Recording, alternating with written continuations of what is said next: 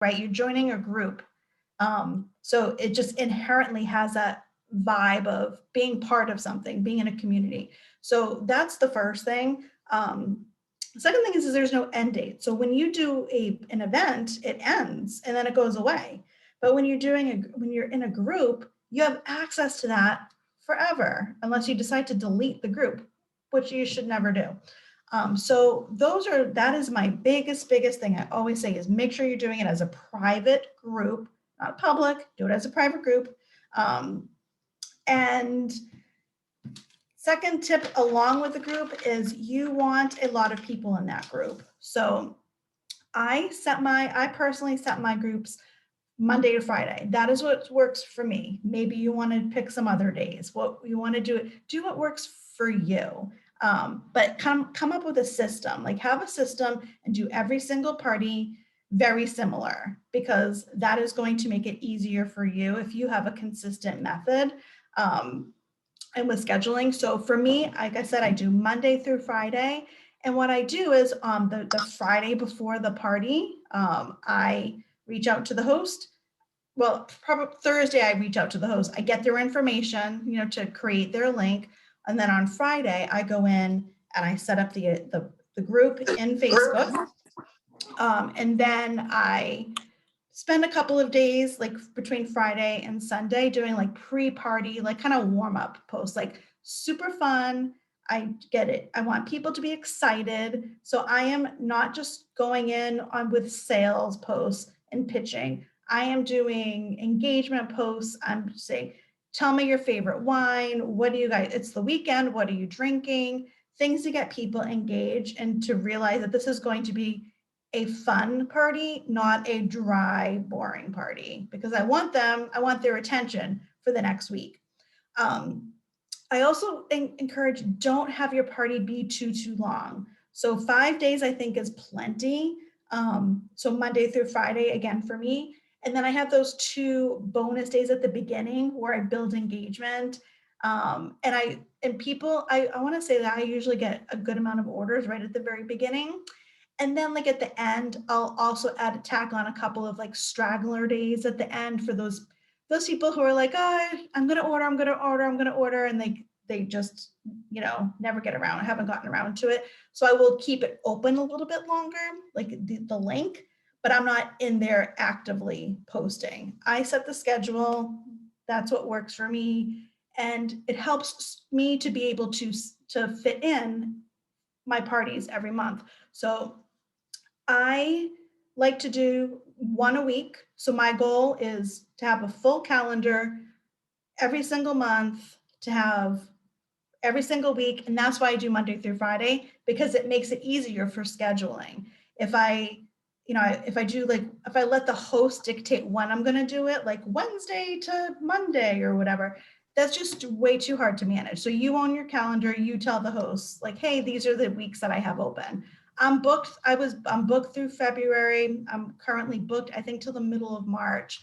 And I credit it to just being organized. I do work a full-time job. I have a family. I am busy just like everyone else. And I want this to be like a fun thing, not a detraction or something that I don't, I like, oh, I have to post to my party. I want it to be fun. And so that is a really, really important part. So being super organized. Okay. Next tip, prepping your host. So that is probably that's probably the biggest thing. Because if you don't prep your host, having a good engaged host will make or break your party, or make or break your event, your fundraiser, whatever word you want. I like to use the word party because I like it to be fun. So we're talking about the same thing.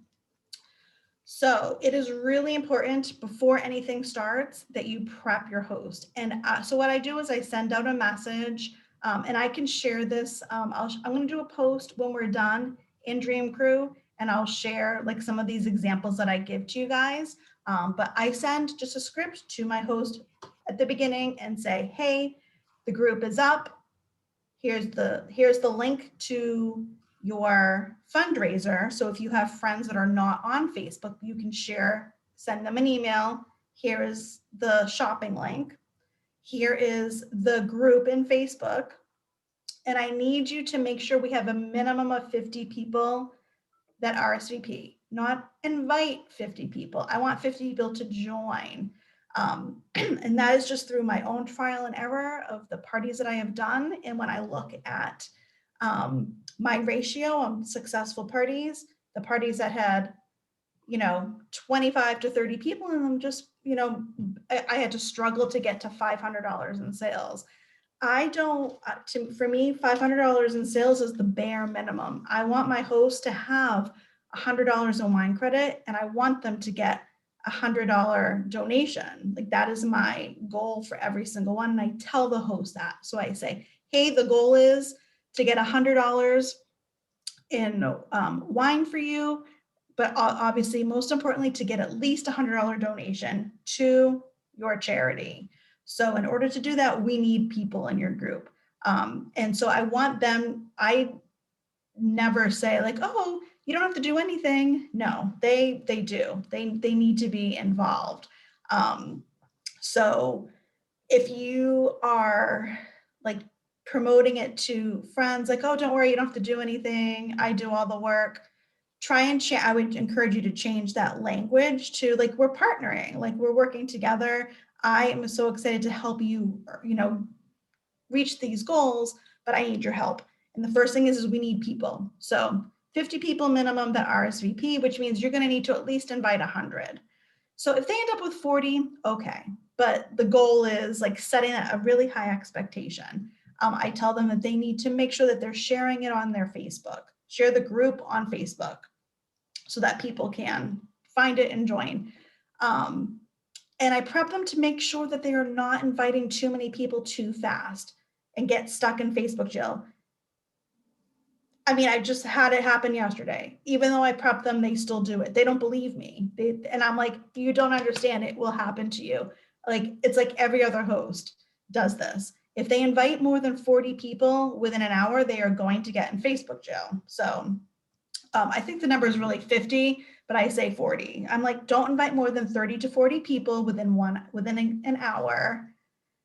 And you need to spread out your invites. That's why I want to set it up on Friday so that they can spread out their invites. And that way by Monday, we have 50 people in the group. The other thing I really encourage my host, things that I prep my host on, is I want them to share their why. I don't want their friends to just hear from me. I want them to share, why are they doing this fundraiser?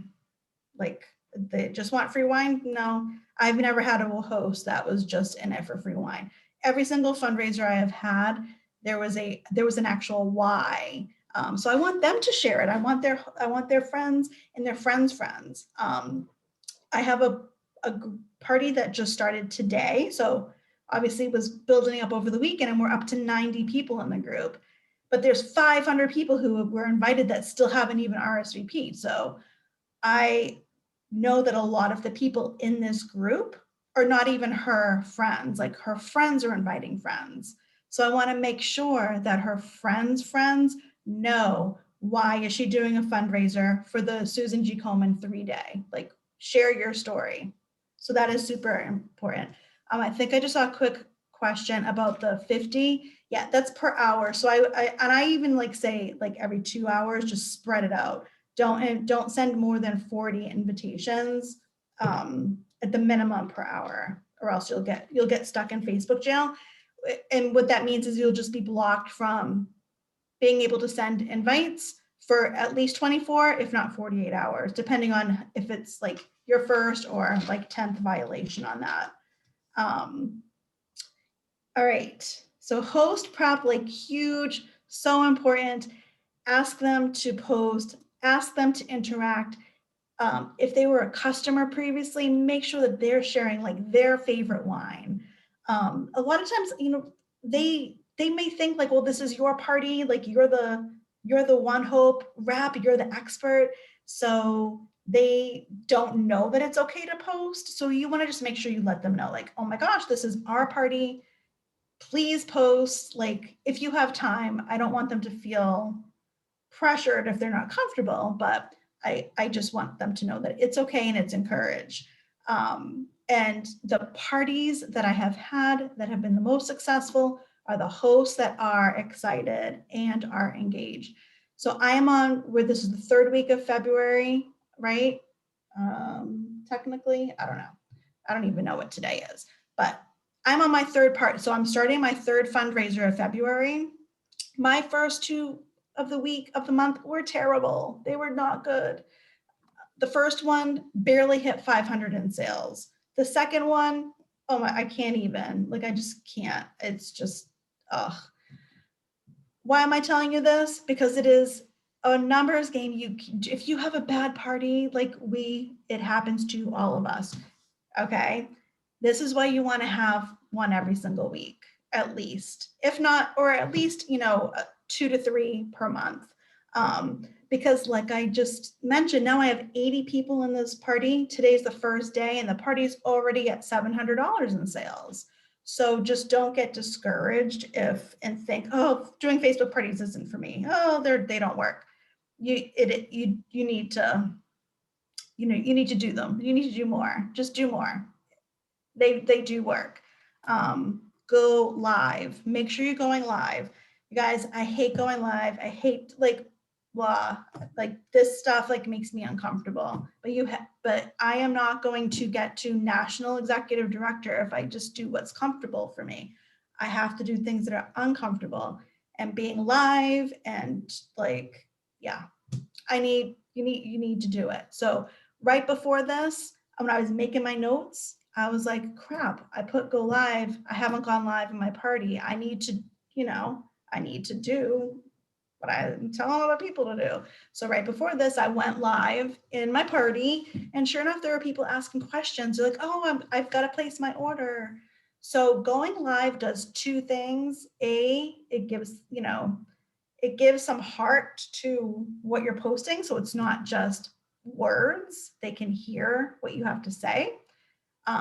It boosts your algorithm. Doing Facebook Lives escalates you in the algorithm exponentially. So do at least one. I like to do one at the beginning, and I also like to do one when I personally do inexpensive raffles throughout my parties. Cheapo things. I don't spend a lot of money.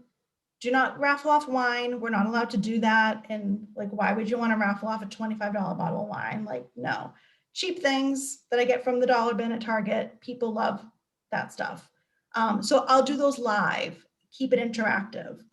All right. I only have a few more minutes, so I just want to get through a couple more quick tips. Interactive posts, and I'm going to share some examples of those. In my next, when we're done, I'll post interactive posts. I do at least one every day. These are silly. These have nothing to do with buying wine. They are, and these are, I think most of these I get from the CE Image group. We get from each other. So I think the one I did Saturday was, what's your wine emoji? And it's drinking wine, I'm out of wine. It was just share a different emoji. I did one, the A to Z, this is a good one. You guys have to use this one. It says, go in order from A to Z with stuff that you find in the One Hope website. It gets people on your website. They have to go on the website to play this game. That's brilliant. I don't know who came up with it, but it is a brilliant interaction.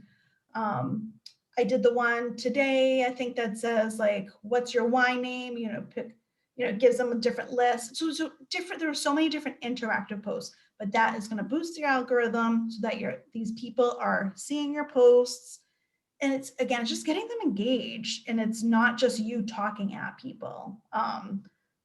Having fun. They're having fun because we all need a fun distraction, and it's silly.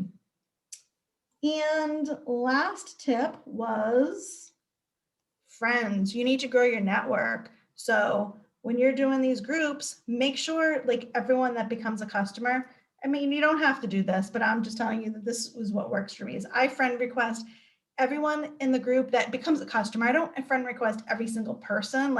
If there's 100 people in the party and like half of them don't really interact. I personally don't friend request everyone. I friend request everyone who becomes a customer because they're my friend now. They're my customer. And then I invite them to, if you have a customer, like a VIP group or a customer group, you don't have to do that. That's just, if you do happen to do something like that, add them to it.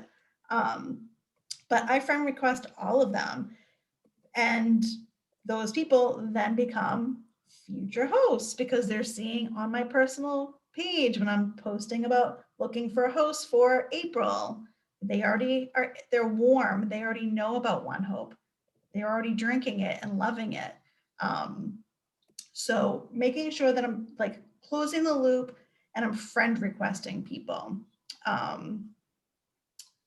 And I think that was it for like my quick tips. The last thing, just making sure you're focusing on the charity and the donation as opposed to the host getting free wine. I almost never post about that in the event. I only post about, let's help Sharon get her $100 donation, and I'll do like a countdown. We are 20 bottles away from doing a raffle. We're 20 bottles away from Sharon's goal, but so keeping them updated and engaged. So doing like countdowns, that's another thing that helps me a lot. Just getting that sense of urgency so that they're not like, oh, I'll order, next week. No, the party's gonna be over next week, or I'll like order today because I'll be doing another party next week. Like you need to get your order in. So, and sorry, one more tip. Make sure you're thanking every single order. Like somebody places an order, you go in and you do the pretty graphic, in Canva that says thank you, and you're tagging the person who ordered, every single one individually. I do them as I don't wait till the end of the day and do one post. I do it as people order because it's showing everyone else like, oh yeah, I gotta go place my order. Oh yeah, I forgot. When they see, oh wow, my neighbor just put their order in, or so-and-so put their order in, I've got to get my order in. So it's just a good, I love that because it's just a great way to remind people to order without me posting like, get your orders in, don't forget to order. I hate that. I don't want to sound pushy. So it's almost like passive aggressive, but it works. It totally works. Are there any questions? I'm going to stop babbling. I guess I should open the chat. Lori or Laura, were there any important things that you think I should address before I close it? Question. Go ahead. How many times do you post a day? That's a good question. I would say I do maybe 4 to 5, and I schedule my posts ahead of time. I do use the scheduler in the morning because I do work. So I schedule in the morning. They're ready to go.